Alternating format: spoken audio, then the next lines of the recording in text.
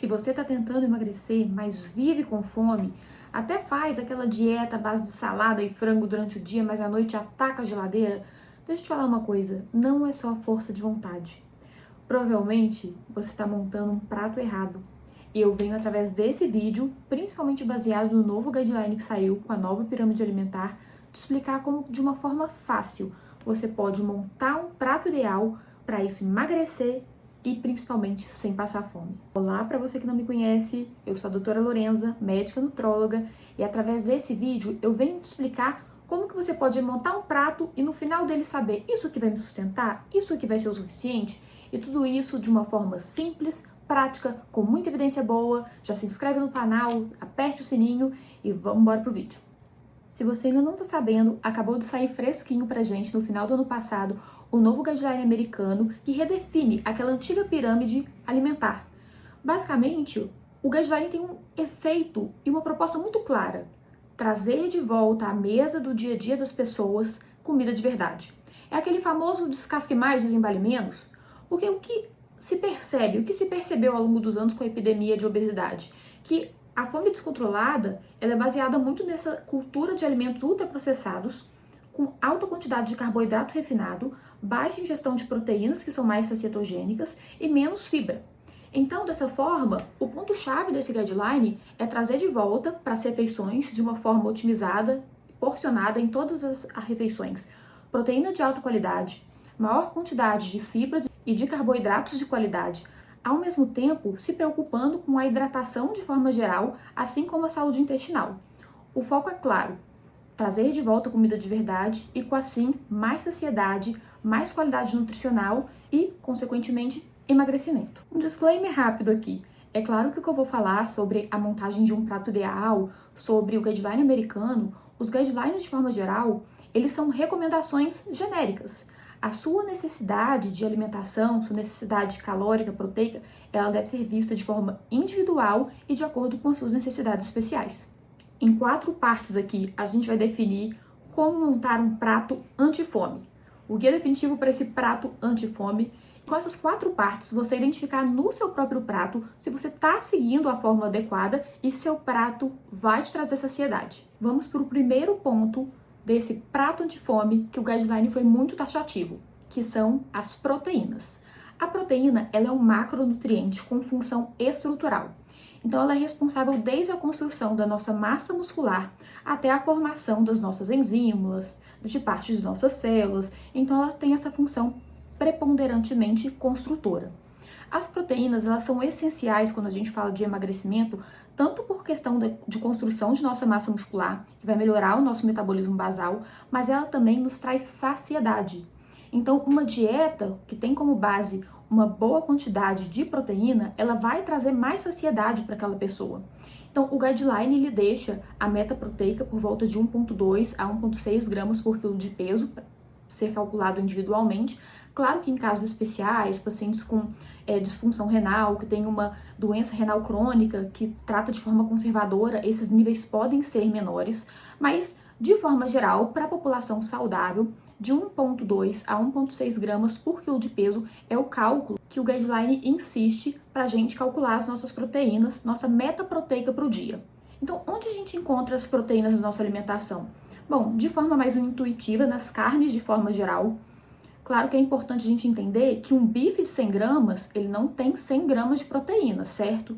A carne, geralmente, ela tem proteína e gordura. Então, vai depender se for uma carne mais magra, se for uma carne mais gorda. Pode variar, e, por exemplo, um bife de frango de 100 gramas por volta aí de 25, 30 gramas de proteína, ok? Então, isso vai depender do tipo de carne. Mas, basicamente, as carnes, no geral, são boas fontes de proteína, ovos, leite derivados, e a gente tem proteínas também de origem vegetal, como a proteína da soja, a proteína da ervilha e outras fontes de proteína vegetal que a gente pode incluir numa dieta vegetariana, por exemplo. Então, a dica prática do ponto 1, que é a proteína na hora que você for montar o seu prato, é sempre perceber se existe alguma porção de proteína naquele alimento, ou se só tem um cheirinho de proteína, por exemplo, miojo, sabor carne, né? Miojo sabor carne é muito bom. Ponto número 2 para o seu prato anti-fome, que é um prato mais volumoso e um prato com mais fibra. Quando eu falo de saciedade, a gente fala também de distensão gástrica, né? Então eu falo de volume. Por isso que a gente tem que pensar muitas vezes na densidade calórica do nosso alimento. Quando eu pego um alimento que em menor quantidade eu tenho mais caloria, ele vai ser pior de certa forma para a nossa saciedade. Já um alimento que em maior quantidade eu tenho menos caloria, com isso eu vou aumentar um pouquinho a minha distensão gástrica, que é um sinal periférico de saciedade. Então, alimentos, por exemplo, como verduras, legumes em geral, eles são alimentos que em grande quantidade eu tenho pouca caloria, principalmente por conta da quantidade de fibra. A fibra, a gente diz quase como se fosse uma caloria negativa, porque a fibra nada mais é do que um carboidrato não digerido.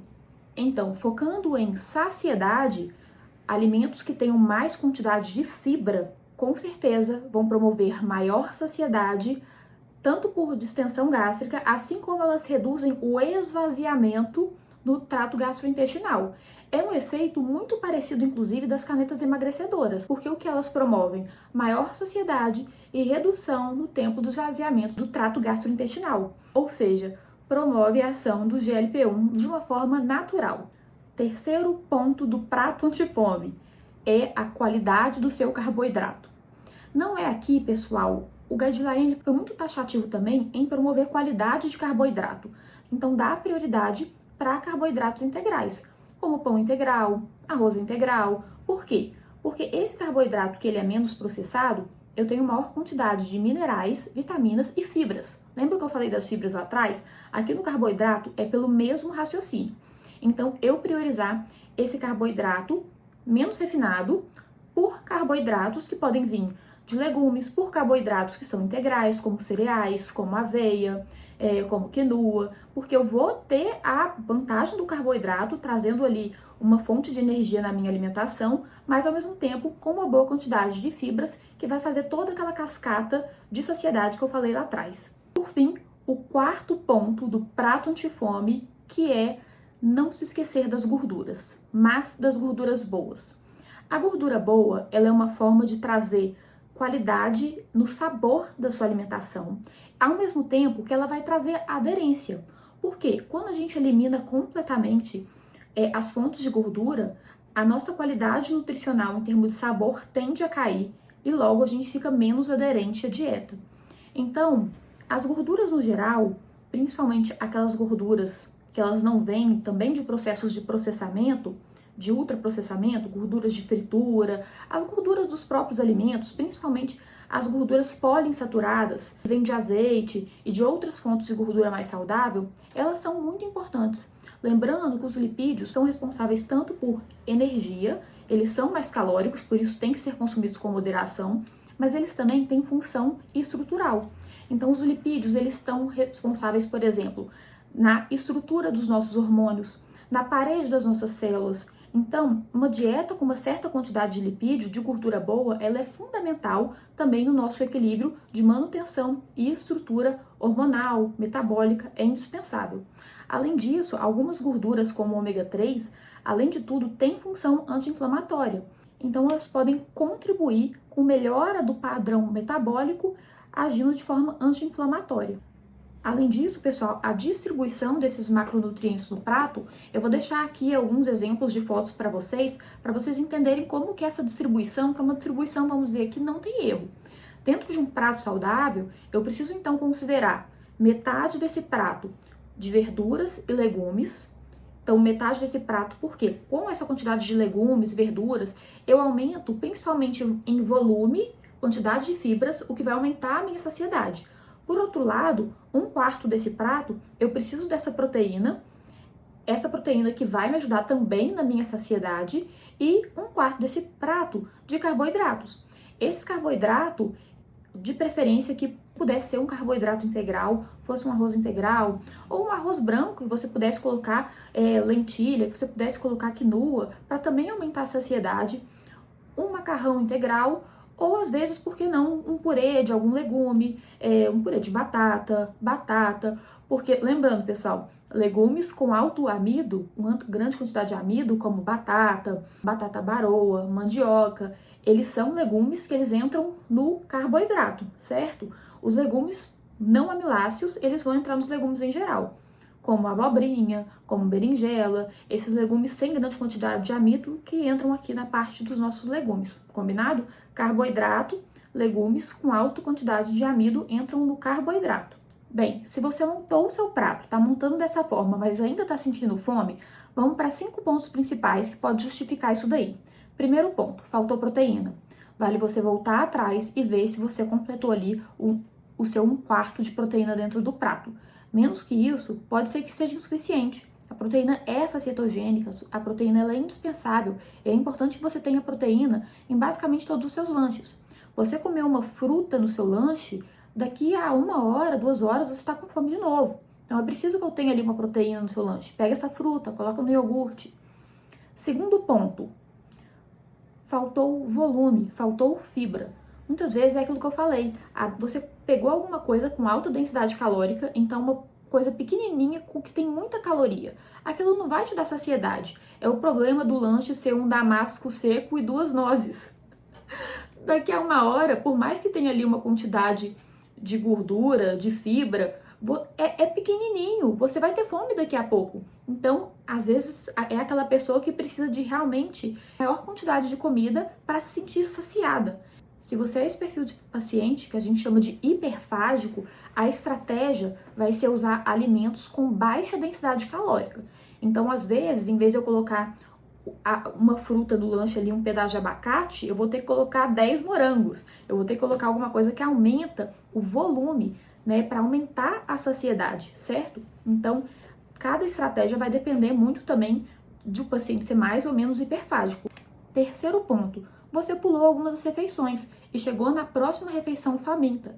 Esse é o ponto que a gente comenta muito sobre o porcionamento de refeições ao longo do dia. Geralmente, o que o nutricionista faz?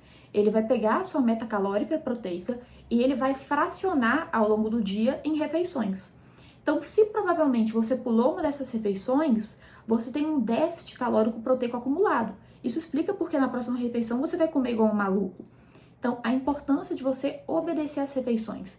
Até porque quando a gente vai comer e a gente pulou outra refeição, quando a gente vai comer, geralmente a gente tende a comer muito mais do que a gente comeria normalmente. Porque o excesso de fome faz com que as nossas escolhas alimentares sejam piores. A gente tende a consumir alimentos mais gordurosos, alimentos mais ultraprocessados, num processo de maior fome. E a gente tende a comer para além da saciedade.